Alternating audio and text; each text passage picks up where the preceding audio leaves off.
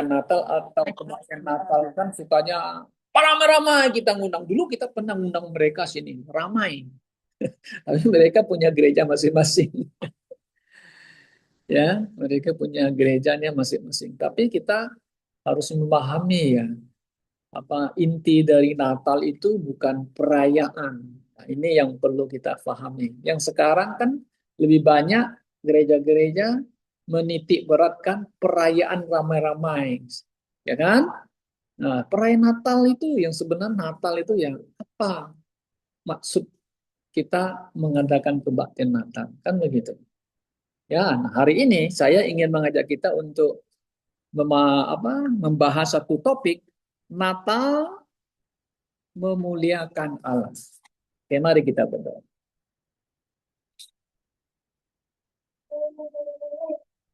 Pak Surya, berdoa untuk firman Tuhan. Iya. Hmm.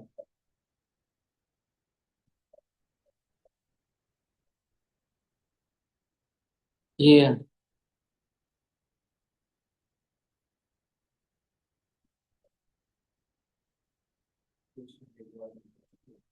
Amin. Firman Tuhan saya ambil dari 2 Lukas. Coba mari kita lihat di ayat yang ke-12 dan 14 ya. Dan inilah tandanya bagimu, kamu akan menjumpai seorang bayi dibungkus dengan lampin dan terbaring di dalam palungan. Dan tiba-tiba tampaklah bersama-sama dengan malaikat itu sejumlah besar bala tentara surga yang memuji. Nah, kata memuji itu the glorified, ya. Katanya kemuliaan, nah, glory, nah, bagi Allah di tempat maha tinggi dan damai sejahtera di bumi di antara manusia yang berkenan kepadanya. Demikian pembacaannya. Natal, kata Natal bahasa Latin yang artinya kelahiran. Kita konteks gereja Kristen Natal kita sudah paham adalah mengenai kelahiran Yesus Kristus. Saya percaya setiap orang Kristen pasti sudah pernah membaca kisah tentang kelahiran Tuhan Yesus kan? Yang tertulis di dalam Matius dan di Lukas. Nah, Yohanes tidak menulis tentang itu. Markus tidak menulis tentang kelahiran. Jadi Matius, Lukas mencatat dengan saksama mengenai kedatangan dan kelahiran daripada Yesus Kristus. Saudara, kelahiran Yesus adalah terjadi pada waktu ada kaisar. Kaisar yang sangat berkuasa pada masa itu. Ya, saudara kalau lihat itu kaisar memerintah, Kaisar Gustus itu, supaya tiap orang di dunia ini harus mendaftar dirinya di mana dia dilahirkan atau dari mana dia asalnya. Nah, Alkitab mencatat Yusuf dan Maria, mereka tinggal di Nazaret dan mereka harus didaftar. Nah, daftar di sini artinya sih kayak mode-mode sensus, mencatat ulang namamu, dari mana asalmu, dari mana, kamu orang mana. Maka Yusuf Maria pulkam, pulang kampung, tempat nenek moyangnya berada. Karena Yusuf berasal dari keluarga Raja Daud. Maka itu Yusuf dan Maria pulang kampung, kita mengatakan. Mereka ke Bethlehem, tempat nenek moyangnya, tempat Raja Daud lahir di sana. Maka mereka tibalah Di kota Daud, dikenal dengan kata kota Daud karena tempat kelahiran Daud di sana. Kota Daud itu Bethlehem. Sampai di sana, tiba waktunya Maria mau bersalin, mau melahirkan. Saudara, tapi sampai di sana, penginapan semua penuh. Tidak ada kamar kosong. Hanya ada satu sisa kamar, yaitu kandang binatang. Mau tak mau, Yusuf harus ambil itu. Kenapa? Karena Maria sudah mau melahirkan, saudara-saudara. Saya bertanya-tanya, memang Yesus telah dinubuatkan akan lahir di kota Bethlehem, kota Daud. Tidak dinubuatkan akan lahir di kandang binatang, tidak ada. Why? Why no room? Kenapa tidak ada kamar? Ini mengingatkan saya kembali. Waktu saya kena DBD, Nathan umur 5 atau 6 tahun. Umur saya 32 tahun, 33. Saya kena DBD. Saya hampir lewat. Hampir mati. Waktu saya membawa hasil tes darah saya ke dokter Siddhartha, dokter Siddhartha itu badan saya sudah rasa lemes. Pada sore itu saya bawa hasilnya, dokter bilang, Pak Daniel, hari sekarang kamu harus diopname di rumah sakit, tidak boleh pulang. Dia kasih memo ke rumah sakit. Cari kamar sampai dapat, tidak boleh suruh pulang.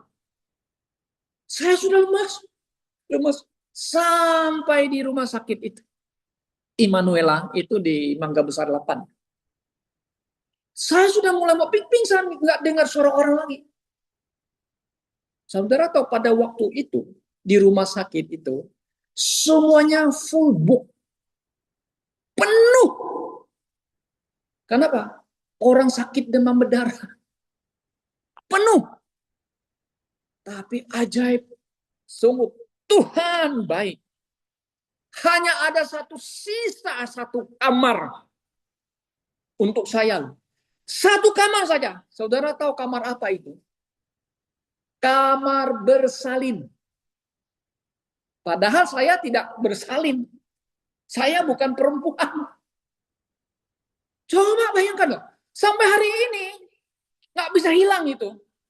Kisah tentang Tuhan Yesus tidak ada kamar. Itu melengket kepada diri saya. Kenapa Yesus tidak ada kamar? Saya sudah mau mati. Kenapa Tuhan siapkan satu kamar untuk saya? Itu loh. Sampai hari ini saya hampir mati, hampir lewat itu. Puji Tuhan. Hanya sisa satu kamar-kamar bersalin untuk saya. Ajaib, benar-benar itu. Sungguh Tuhan itu baik. Nah, sudah jam 1, jam 2 itu, tengah malam atau subuh.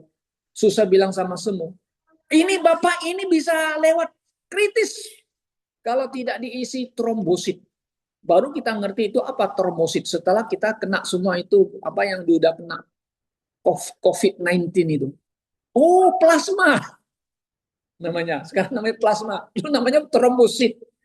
Ambil darah orang harus donor darah, ambil itu di dalam darah itu adanya trombosit plasma itu. Darah merahnya dibuang, sisanya plasma. Plasmanya warnanya seperti warna kencing kita. Saya diisi. Kalau nggak diisi itu, dokternya bilang bisa pergi.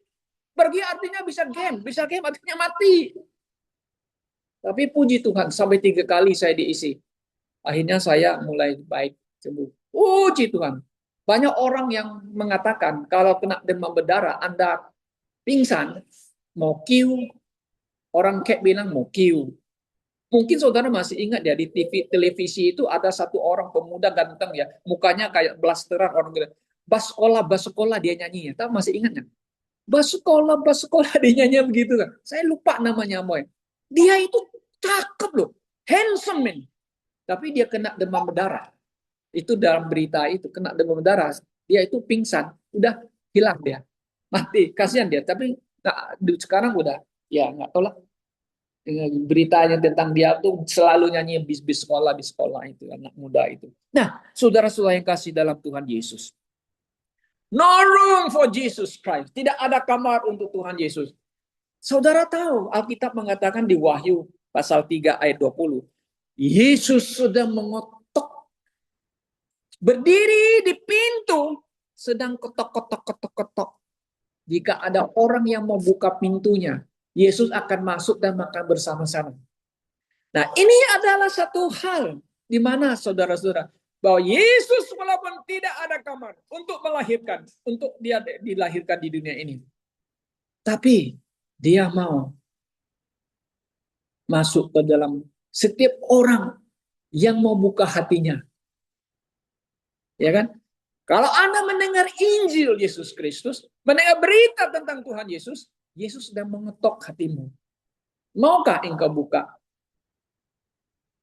Maukah engkau buka hatimu supaya Yesus masuk ke dalam hatimu? Oke. Nah, saudara-saudara yang kasih dalam Tuhan Yesus, tentang kelahiran Yesus ini, ya, di mana bala tentara surga yang sedang turun ke bumi karena diperintah oleh Bapa surgawi untuk menyampaikan berita good tidings, berita sukacita, berita yang besar itu mau disampaikan kepada gembala. Karena pada malam itu Yesus lahir, ada gembala-gembala yang sedang menjaga domba di padang. Maka itu bala tentara surga, para malaikat turun ke bumi dan memberitahukan kepada gembala. Apa yang disampaikan? Sangat jelas. Saudaraku kan, kalau sudah perhatikan di ayat yang 14 tadi kan, ya kasih tahu kepada gembala. Ya. Coba saudara perhatikan di ayat 15. Setelah malaikat itu meninggalkan mereka. Nah, kan meninggalkan mereka kan? Dan kembali ke surga. Gembala-gembala itu berkata seorang kepada yang lain, "Mari kita pergi ke Bethlehem untuk melihat apa yang terjadi di sana. Seperti yang diberitahukan Tuhan kepada kita." Lalu mereka pergi cepat-cepat di situ kan. Kenapa? Karena beritanya tentang apa? Tentang Yesus yang telah lahir itu ya saudara. Kalau sudah membaca lagi ya di ayat yang ke-10 itu, nah kan mengatakan, jangan takut, sebab sesungguhnya aku memberitakan kepadamu kesukaan besar. Sebenarnya ini ya good tiding sebenarnya, good tiding of the great joy. Kesukaan besar untuk seluruh bangsa. Kan malaikat kan hebat. Ini kok ada malaikat tengah malam datang gitu. Ini mereka mendapatkan itu ya kehormatan luar biasa. Nah, ya bisa bertemu dengan malaikat. Nggak pernah tahu ada malaikat. Ini datang malaikat membawa berita. Tadinya takut, tapi ketakutan berubah menjadi sukacita. Kenapa? Karena Sang Juru Selamat, Kristus Tuhan, telah datang lahir. Kan gitu. Wah, ini sukacita besar. Makanya itu saudara, lihat. Dari takut berubah menjadi sukacita besar. Nah, saudara-saudara, kalau kita lihat di dalam Alkitab ya, ada beberapa yang dicatat ya. Orang yang tadinya takut, tetapi akhirnya berubah menjadi sukacita. Ya, kalau di PL Bapak Abraham, akhirnya Tuhan menghibur, jangan takut Bapak Abraham, akulah perisaimu. Kan begitu. Kemudian Tuhan memberitahukan lagi kepada Bapak Abraham, Bapak nggak takut, dia nggak punya anak. Ya udah itu Ismail dah. Sarah akan mempunyai anak. Kan begitu. Sarah, dia ketawa. Katanya, itu Sarah sudah 90 tahun. Saya 100 tahun. Mana mungkin bisa mengandung, melahirkan, ya kan? Ya dia ketawa-ketawa, bahkan namanya Ishak kan nantinya ada unsur ketawa, ya kan? Ishak namanya, lahirnya lahir. Nah, yang impossible menjadi possible, kan? Nah, gitu. Kemudian kita lihat lagi Zakaria, sudah tua, jadi kakek-kakek, dia jadi melayani Tuhan di bait suci, gilirannya di bait suci dia. Datang malaikat, dia terkejut. Nah, nggak pernah sudah 400 tahun berapa tahun Tuhan tidak pernah berbicara. Sekarang Tuhan datang berbicara. Dia kaget. Ada apa? Hei, jangan takut. Zakaria. Kan aku datang memberikan berita bagus. Kenapa? Apa beritanya? Istrimu Elizabeth yang mandul itu mengandung melahirkan anak laki. Yuk kasih namanya Yohanes ya. Hah? Mana mungkin? Sudah tua. Kamu nggak percaya omongan? Biar kamu nggak percaya sampai dia lahir nanti ya. Kamu sekarang akan bisu bisu atau nggak bisa ngomong. Akhirnya apa? Karena dia takut, akhirnya berubahlah kemudian ke Yohanes lahir ya, penuh dengan sukacita. Hatinya penuh dengan praises, pujian dan memuliakan Tuhan kan Zakaria itu. Maria tadi kan nggak takut dia, nggak mungkin, aku belum hidup sebagai suami istri belum. Tapi Roh Kudus akan turun ke atasmu. Lihat, ketakutan berubah menjadi sukacita. Yusuf juga begitu. Takut dia ambil Maria karena mengandung. Kemudian malaikat berkata, jangan takut.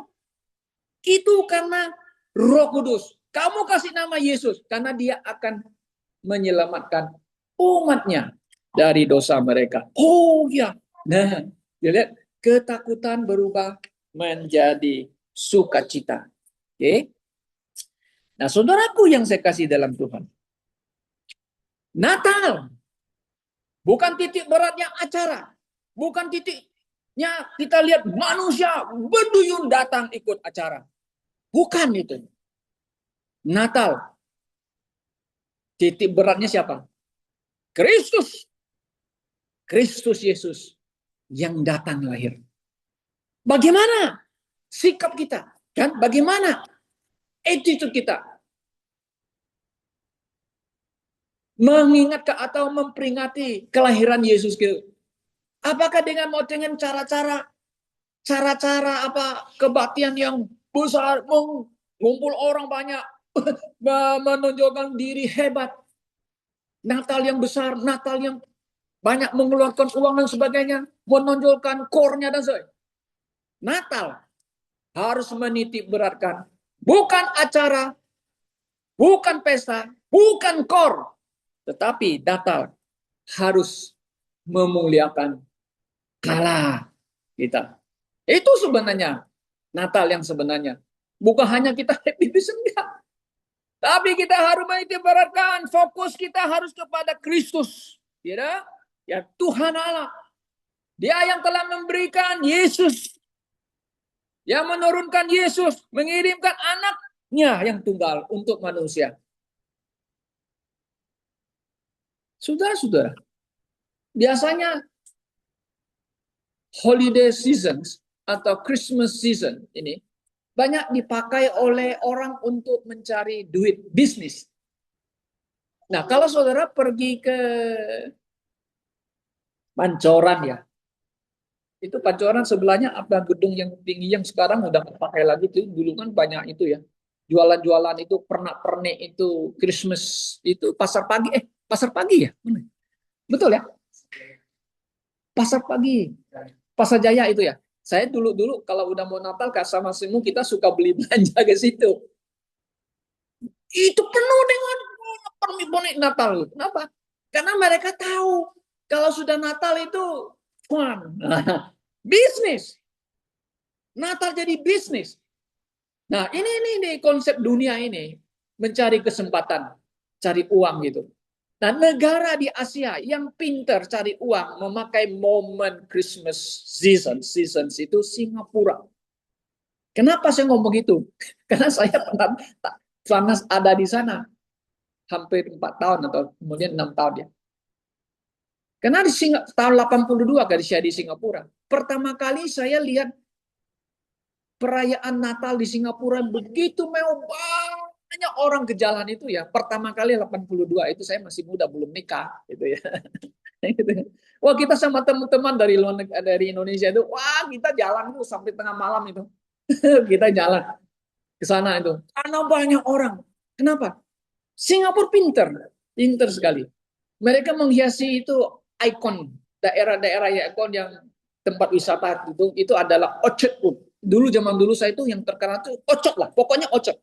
Sepanjang jalan tuh di pohonnya dihias, center apa shopping centernya dihias, ada panggung-panggung Natal di mana-mana, ada setiap gereja sana tuh mengadakan acara Natal, wah nyanyi, ya, itu doa dan sebagainya ya. Banyak juga orang datang senang happy. Yang datang terus siapa enggak? Itu banyaknya orang Indonesia pergi ke Singapura. Tanpa 82 itu $1 baru Singapura itu nggak sampai 1000-an ya. Dolar baru berapa ribu itu. Kecil Singapura dulu di zaman saya itu. Saudara ya. Tapi banyak orang loh menikmati Christmas season di Singapura. Memang sampai hari ini Singapura itu menarik orang supaya wisatawan mau datang. Mereka dapat dana besar, dapat devisa besar ya. Kenapa? Orang suka ke sana liburan kan di Singapura. Nah, ini momen dunia pinter memakai momen Natal untuk mencari uang. Oke. Nah, sekarang begini saudara-saudaraku. Ya. Apa makna Natal dalam konteks teologi ya? Memuliakan Allah, kan gitu. Ya. Nah, yang pertama, kita mau memuliakan Allah. Kenapa? Karena karya keselamatan Allah bagi manusia. Tuhan Allah yang merancang jalan keselamatan melalui kelahiran Kristus. Yaitu dari benih perempuan. Nah, itu yang sudah saya khotbahkan kan. Benih perempuan. Memang menurut teori medis itu Maria hamil itu pasti karena sperma laki-laki, konsep dunia. Nah, disinilah letaknya bahwa orang percaya, orang Kristen kalau melihat Natal itu kelahiran Kristus, maka kita harus mengakui, menerima dan percaya karya Allah yang karya Allah dalam kelahiran Yesus melalui benih perempuan. Itulah keajaiban, kekuasaan Tuhan melampaui otak manusia. Menerima karyanya itu. Ya, kenapa? Karena menurut manusia kita ada, saudara ada bisa lahir itu karena benih laki-laki. Bukan benih perempuan, benih laki-laki semua. Nggak ada yang nggak benih laki-laki. Nah, Yesus beda. Itulah hebat. Kita menerima karya Allah. Oke, yang mustahil menjadi real nyata. Kenapa? Karena malaikat itu kan berkata kepada Maria. Maria bilang, nggak mungkin. Nah, Maria bilang, bagi Allah tidak ada yang mustahil. Malaikat juga berkata kepada Bapak Abraham. Bapak Abraham bilang, bagi Allah tidak ada yang sulit. Tidak ada yang mungkin. Semuanya mungkin bisa terjadi. Maka Sarah itu pun umur 90 tahun bisa melahirkan anak itu. Ajaib. Elizabeth juga begitu. Ajaib. Luar biasa. Ajaib, saudara-saudara. Oke. Nah, jadi kita mengakui ya kan karya Allah. Nah, kelahiran Yesus melalui benih perempuan ada inisiatif ya. Inisiatif Tuhan Allah. Bukan inisiatif manusia. Manusia tidak ada andilnya sama sekali. Ini adalah Allah yang merancang sendiri. Ya, karena dorongan kasihnya yang agung, yang besar kepada manusia. Karena dia sudah berjanji, dari benih perempuan itulah dia akan datang ya seorang yang akan menyelamatkan manusia dan menghancurkan ya kan kepalanya si ular itu. Nah, kelahirannya ajaib, tidak aneh-aneh. Yesus lahir, Yesus dikandung dalam perut Maria seperti manusia biasanya, yang normal, tidak aneh-aneh gitu. Enggak 5 bulan, tidak 6 bulan, tapi 9 bulan gitu loh. Tidak 10 bulan, tidak 11 bulan gitu. Biasa saja. Ya, nah itu ajaibnya. Kenapa? Karena Mazmur 195, 139 ayat 13 ya mengatakan, Mazmur mengatakan ya bahwa aku bersyukur kepada Tuhan oleh karena keajaibanku dahsyat dan ajaib.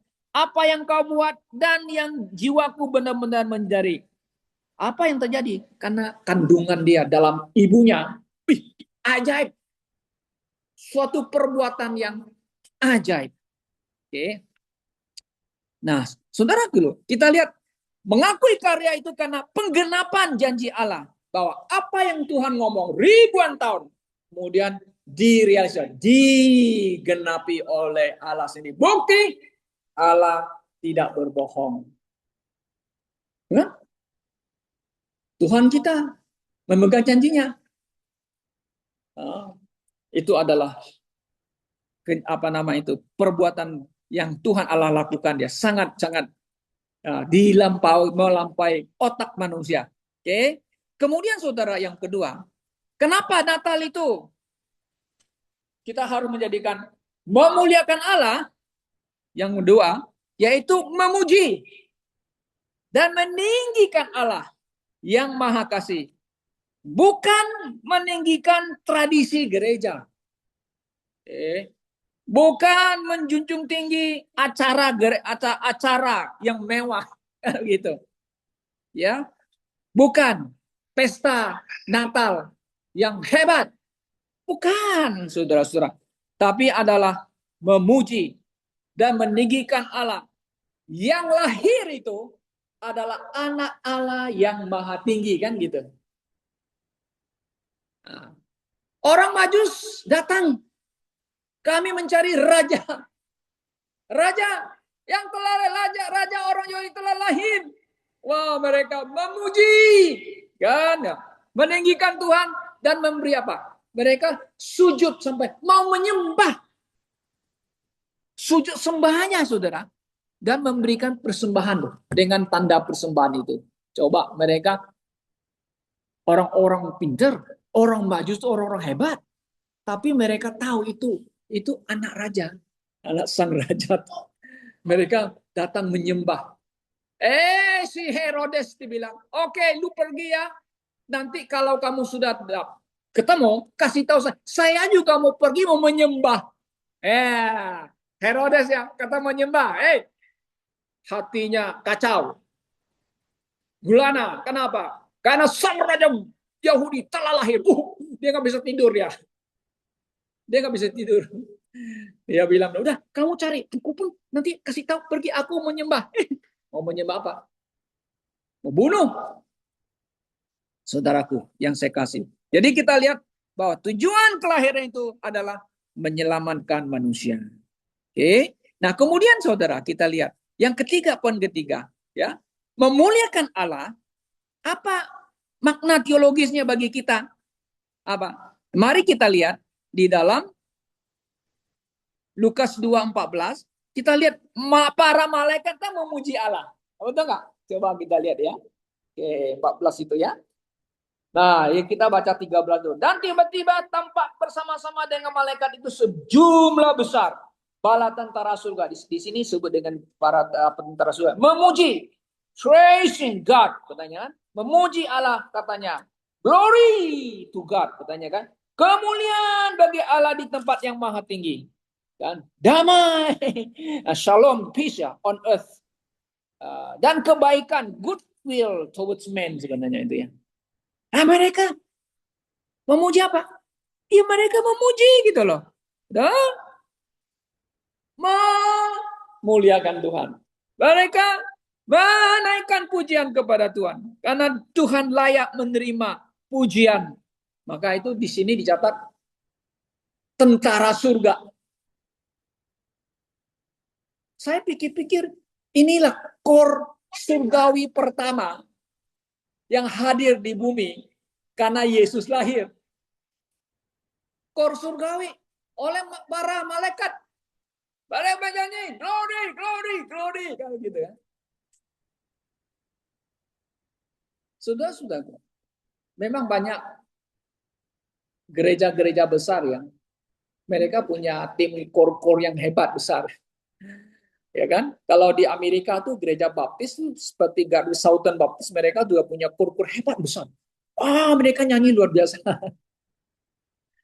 Ya, apalagi kalau udah Christmas ya, mereka punya tim-tim ya untuk menyanyi memuji Tuhan. Tapi kita lihat hari pertama kelahiran Yesus itu ya, core surgawi adalah para malaikat. Nah, kemudian yang kedua, saudara, makna Natal itu memuliakan Tuhan itu adalah menyembah kepada Allah, itu para malaikat. Kemudian yang kedua, para gembala. Nah, para gembala pergi melihat Yesus, bertemu dengan Yesus kan? Nah, apa yang terjadi? Coba kita lihat ayat yang ke-20. Lukas 2:20 ya. Oke. Maka kembalilah gembala-gembala itu sambil memuji dan memuliakan Allah. Nah, kan memuliakan? Ada kata memuliakan ya, memuliakan, glorifying. Dan apa? Kalau bahasa memuliakan, glorifying and praising God ya. Memuji dan memuliakan Allah karena segala sesuatu yang mereka dengar dan mereka lihat semuanya sesuai dengan apa yang telah dikatakan kepada mereka oleh malaikat itu. Ya kan? Coba saudara, ini malaikat para gembala, kalau dalam konteksnya ini ya, gembala itu sebenarnya orang-orang yang sederhana.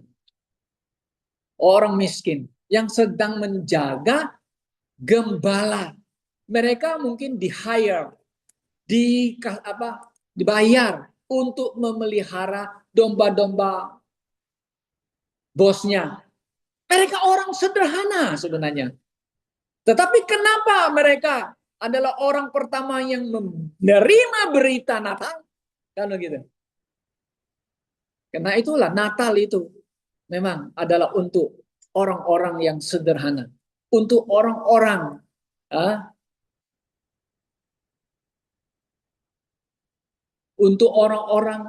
yang sedang mau menanti kedatangan Yesus Kristus.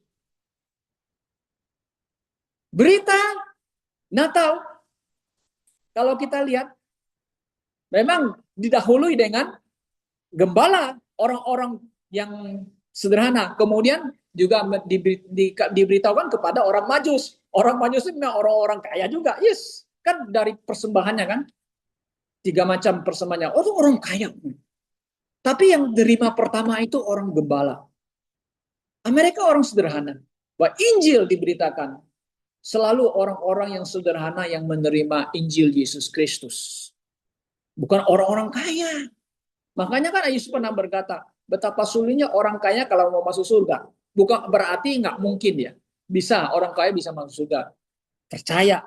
Ya. Tapi realitanya, banyak orang kaya sulit mau terima Tuhan Yesus. Anda pergi nginjil ke 9 naga. Mau nggak? Siapa yang berani menginjil ke 9 naga? Mau nggak dia percaya Yesus? Dia ketawa kamu nanti. Ya nak? Ayo mau nginjil saya, ketawa. Saya nggak percaya Yesus, saya lihat kaya raya gitu. Tapi justru orang-orang yang sederhana seperti kita yang terima Yesus Kristus ya, yang dapat berita sukacita itu, kan gitu. Nah, jadi maknanya bahwa memuliakan Allah, kita menyembah Allah ya dengan pujian, ya kan, pujian-pujian yang keluar dari mana? Dari hati kita, kan begitu. Ya, dari mulut kita, dari sebelah, Tuhan, thank you Lord.